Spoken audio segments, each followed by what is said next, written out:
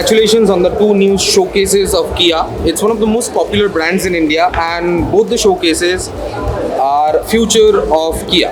So what do you have to say about these two new cars that you have launched today? We have on my right is EV9. This is a concept car, which is probably one of the biggest electric cars which we will launch in near future globally. Okay. Of course, in India, we are trying to take feedback to understand how people are perceiving this car, this new design, because it's very different from our existing design.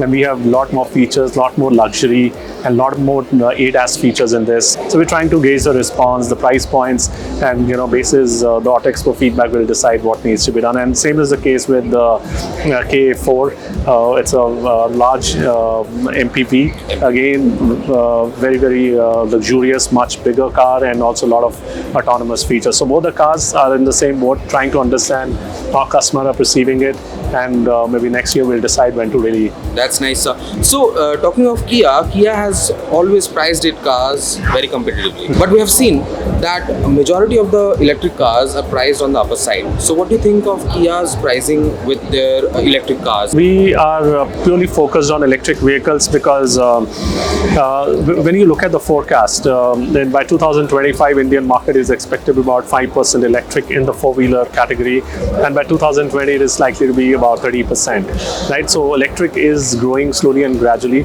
So we will be going to focus on the electric in the electric space. But besides that, even 70% even by 2030 is going to be IC engines. So we want to continue with strengthening that space as well. So basically, we will be looking at both the spaces so that we can take the organization to the next level. That's nice, sir. A majority of the American makers, they have moved out of this country.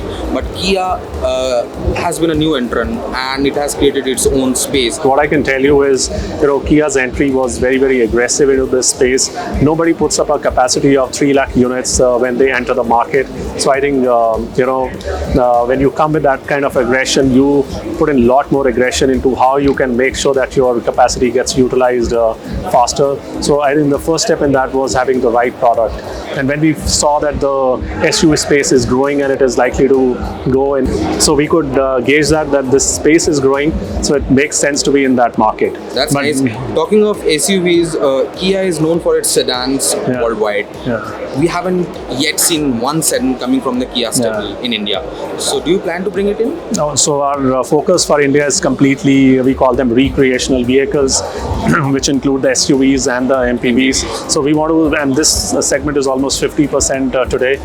Likely to grow to 55% over the next 2 years. So it makes sense to be in the space which is growing, and this is also helping a brand, improve. Also about the MPVs, I have seen two of the Kia Carens has been repurposed into an ambulance and a police vehicle. So do you want to target B2B segments, maybe the government organizations like police? Yeah, so this is one of the focus area for Kia Corporation globally, and we want to become the leader in the purpose-built vehicles. So this is just two segments we are exploring with, because we got a lot of feedback about this.